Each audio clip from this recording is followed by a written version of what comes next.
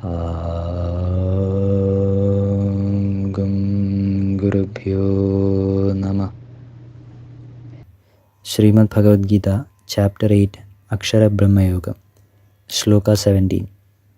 Sahasrayuga Paryandam Aharyad Brahmano Vidu Ratrim Yuga Sahasrandam Te Ahoratra Vido Jana. The one morning which is constituting 1,000 yugas, as well as the one night constituting 1,000 of yugas of Brahma, which men is knowing the same, they are the ones who understands the Ahoratras. Always a period of darkness is followed by a period of light. The time frame in the cosmic ways is being explained here. Lord Brahma depicts a state of creation. What exactly is a real day and night in terms of the creation will be able to be identified only if we understand the time frame based on the cosmic frame. Shloka 18. Avyaktaadvyaktaya sarva prabhavandya ragame ratyagame praliyande tatreva vyakta samyake. When the morning of Brahma starts, from the avyakta all the beings are generated. When the night of Brahma starts, all these beings get dissolved into the avyakta itself. All that are explained out here are happening within us too. In the cosmic time frame considered, the scientific time divisions are there based on the creation. But here, when we see within ourselves, we can see the same happening within us too. When we awake in the morning, all the creation becomes visible before us. When we go to the sleep, all that will get dissolved, and the cycle continues as we undergo the condition of sleep and awakening. There, the mind can be equated to the Creator, the Brahma. The avyakta, or from the unclear state of sleep to the clear state, we will be rising when we wake up. But this is not the clear depiction or reality in terms of the Adhyatmikata being considered. The true state exists in the state of sleep. Without any interaction of the outer, we are in a deep state, where everything happens automatically. Shloka 19. Bhutagramasa evayam bhutva bhutva praliyate ratriyagame avshapartha prabhavatyah ragame. O Arjuna, this group of life itself is the ones who, without any independence, being born again and again, and when the night comes, gets dissolved, and again getting born when the morning comes. The cycle of birth and death needs to be stopped. That will only happen when one realizes to the fullest. One becomes independent only when one wakes in the true knowledge. That is only present with Guru. With the true compassion of Guru, one gets it. Shloka 20. Parastasmatu bhavo anyu avyakto avyaktat sanadana yasas sarveshu bhuteshu nasyatsu na vinashyati.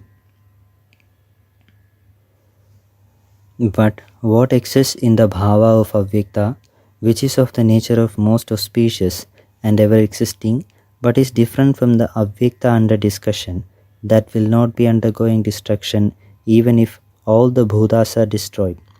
The one which is visible externally is not real. What we see outside, if we think is the reality, we are in ignorance. What is that we are seeing and interacting, if we need to understand, that understanding can only be gained in the journey with Guru. Hence, as said here, the one which is not seen or is unclear to many is the most auspicious and ever existing. The state of avyakta which is unclear will only become clear or vyakta when the ignorance within us will be subsiding. Shloka 21. Avyakto akshara ityukta tamahu paramam gatim yam prapyana nivartande tadhama paramam mama. What is being said as undestroyable and avyakta or unclear, that is the most desired or apt destination to reach. After attaining what, We are not coming back. That is the most refined Dhamma. That state of the reality of the Supreme, which cannot be visualized, being in the material world, is what everyone is seeking for and trying to reach. That is the destination that everyone is focusing on.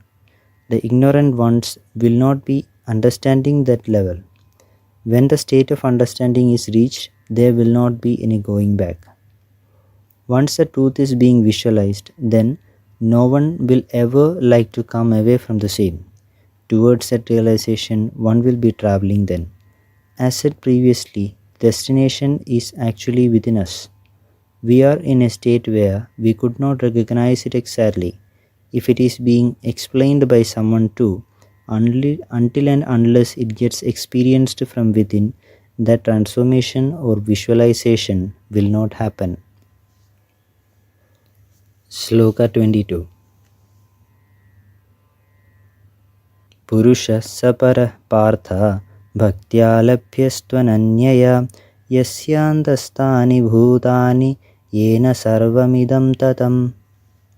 O Arjuna, in whose inner the Bhutas are existing, all these are spreaded by whom that auspicious Purusha, with the devotion of not going anywhere else, will become eligible to get dissolved.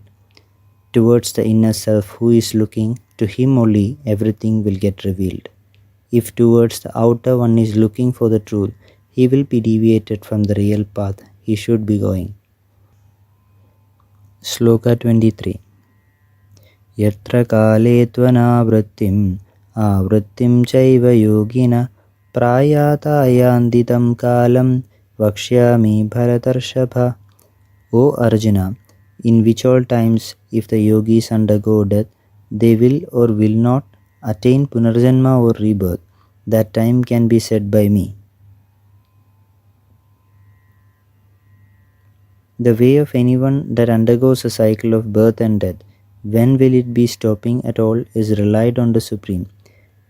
When one identifies and reaches the level of Supreme only, the cycle of birth and death in him will be subsiding. When one dissolves in that oneness, there will not be any level of birth and death that will be happening. Further discussion on the same will be continued.